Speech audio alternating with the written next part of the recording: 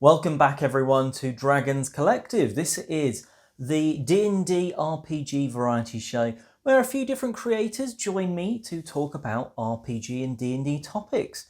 Now this time around we're talking about our sort of roleplay tips. Now I'm going to start us off here and say there's some tips that you can do for others around the table. Now there's always some people that maybe don't want to do it. And there's some that sort of want to but feel uncomfortable. And it's those people that you can help along as well. We're going to hear a load of tips about how you can do role playing, but how can you help others? Now, I've seen this happen in a number of different group scenarios where there's one or two people maybe that are up for it. They're interested in doing voices, taking on the role of their character.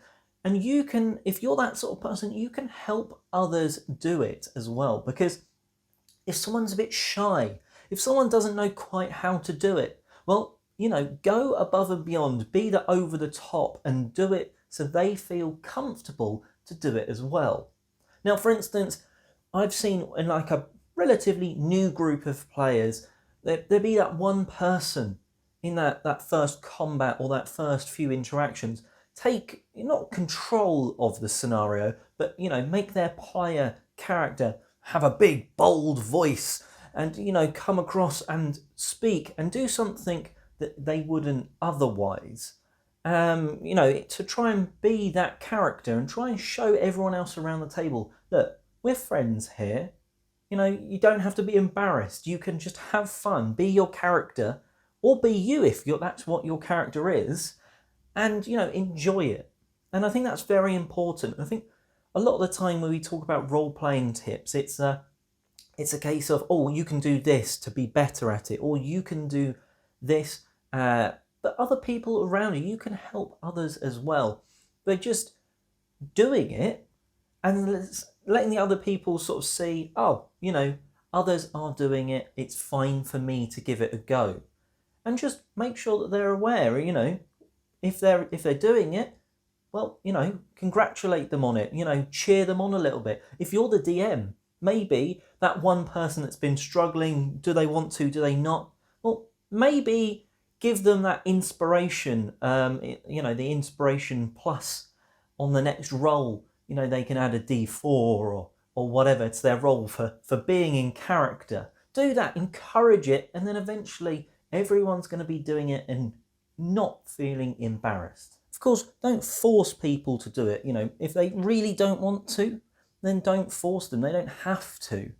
But there is often that sort of person that's a bit timid that you can just help bring out of their shell.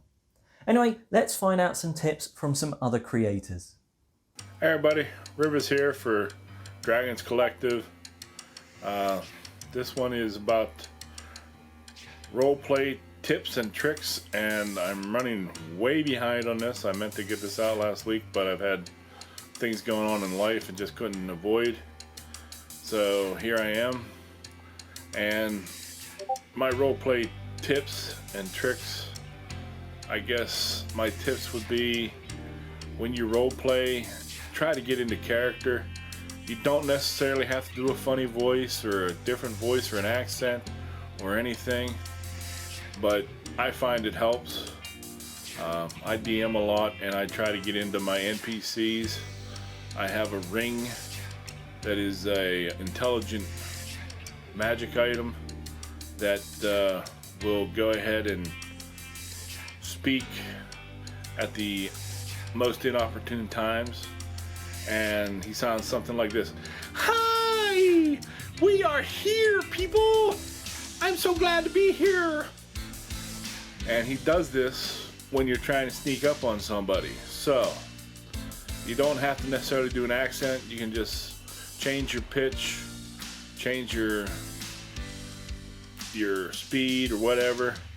There's a lot of YouTubers out there do a lot of tips on this, so I'm not going to run this into the ground. And my tricks are, I like to use miniatures and stuff on the tabletop. And if you are doing virtual, Roll20 and stuff has a lot of tabletop stuff that you can use. And remember, it's all about having fun and hanging out with your friends. So as long as you're having fun, you're doing it right. So have a good game. What is up? My name is Matthew McCat from Room 51, and I'm coming at you with my tips for role-playing in role-playing games. How to role-play. So I want to specifically cover if you're not quite comfortable role-playing, like if you're not comfortable like actually speaking and acting and improvising and all that sort of stuff, how can you be part of the role-playing part of the game, right? So I want to focus on the things that you can do without necessarily having to act or anything, right? Because, you know, everybody wants to have fun, so you don't want to be uncomfortable playing. If you ever become comfortable and you want to actually, like, act things out and whatever, cool, go for it. There's plenty of videos out there for you at that point. But this is specifically for those introverted, shy people who are just not comfortable doing such things. Well, it's not just introverted, you could be an extrovert and not be comfortable doing those things. So if you're not comfortable with it, these are the things that I would say to do. First, and this is for any type of role player, think about what your character would do. That means it doesn't matter what the best strategic move is in the game, okay? It matters what would your character do. So how do you do that, right? This requires absolutely no improvising or, I mean, I guess it uses some improvising, but there's no acting or speaking involved. So I would say you just let your DM know, like, oh, my character does this, right? Or maybe if your character is somebody who's like really intimidating, you could just say like, oh, my character says something along the lines of this in an intimidating fashion. And so you roll your intimidation check to see if it works out, and pretty much just tell the DM what you're trying, like what information or like what you're trying to do to get out of the NPC. You know, why are you intimidating the NPC? So it's really about like utilizing your skills and abilities in a role-playing sort of way, the way that your character would use them. Would you save your comrade, or would you rather save yourself? You know, things like that. That is how you role play. It's not only about like, you know, being the actor and, you know, whatever, the biggest voice in the room and like whatever, or even being like the funniest person or anything like that. Because I know a lot of times when we get into like improv and stuff, which happens a lot in role playing, like everybody's trying to look for a laugh, but you don't always have to look for people to laugh, right? Maybe your character is a really serious person, you know, and maybe you find yourself as a person to not be very funny. That is okay. Lean into that, right? Like make super tense, interesting moments. You don't have to be the funny person, right? Especially if your character doesn't call for it. And if your character is a wacky sort of character, but you yourself aren't very funny and you don't feel like acting it out because you're uncomfortable doing so, whatever, that's okay. It doesn't matter if everybody in the actual room is laughing. It matters that everybody in the world that you're playing in is laughing, right? Like the NPCs and stuff. You can make that like performance check and stuff. So use the skill checks to your advantage to role play. Tell the DM what your character is doing, what they're saying without actually having to act it out. And DMs, I think, should allow for that, to allow for people to be comfortable and to role play in whatever way they're comfortable role playing. But at the end of the day, it's all about what would your character do and utilizing your skills, abilities, and just the actions that your character takes. Whether you have those like actual abilities or whatever, like what does your character do? Just telling your DM what your character does and everything.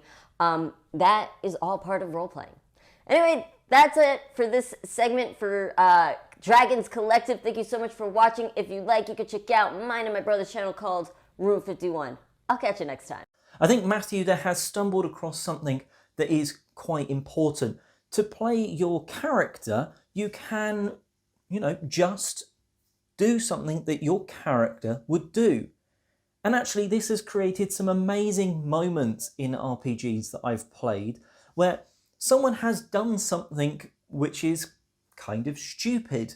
You know, maybe someone that's not very intelligent but super strong has tried to just basically manhandle and lift something huge, and it's backfired against them. As a wizard, I once tried to just misty step on top of a dragon. It kind of worked. And I could, because that was the character I was playing. And I think when you try and do something that, you know, your character, only your character, maybe, you know, they're just inclined to do a specific thing. You know, one person I played with, his character always collected the ears off the goblins that we killed.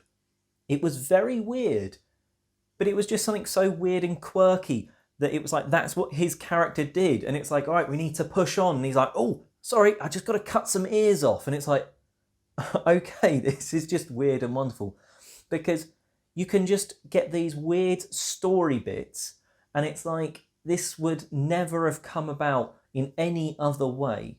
So you can dial into your character and do something, that weird, wonderful thing that only your character would do, and it can just take them to the next level. Anyway, let's dive into one more creator before we finish. People love to play with someone who makes their ideas look good, just like I mentioned before. If you can make other people succeed, they will like playing with you.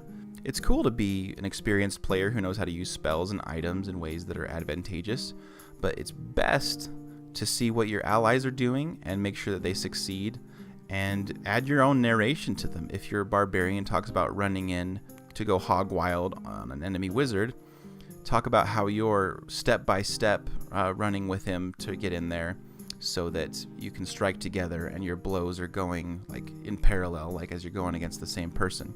Instead of just saying, okay, it's your turn, you do this and that, it's my turn, I do this and that. You know, whatever they narrated, add to it. If you get this mindset of making others look good, people will want to be your friend outside of the game, and they will want to play with you in the game. Next principle, number 3, I'm going to stop counting because I'm going to lose track eventually, is let go and play.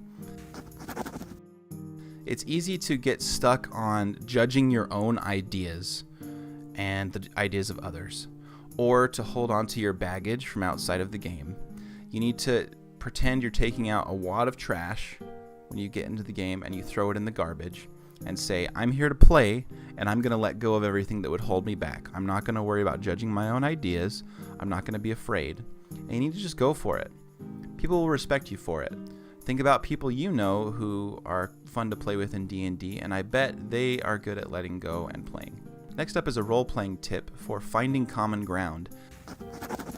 If you have characters that are kind of at odds with one another, either their personalities or their goals, try to find common ground and keep hitting on that point as you discover different little nuggets of character development. And I promise you will create better relationships with the other players as your characters become more invested in each other. You'll find themes that can come up, and it'll get easier to roleplay with them as you explore these themes. Anyway, that about wraps us up today. Make sure you check out the creators involved. Their links will be in the description box next to their timestamps. And, well, until next time, may your rolls be high and your adventures fun.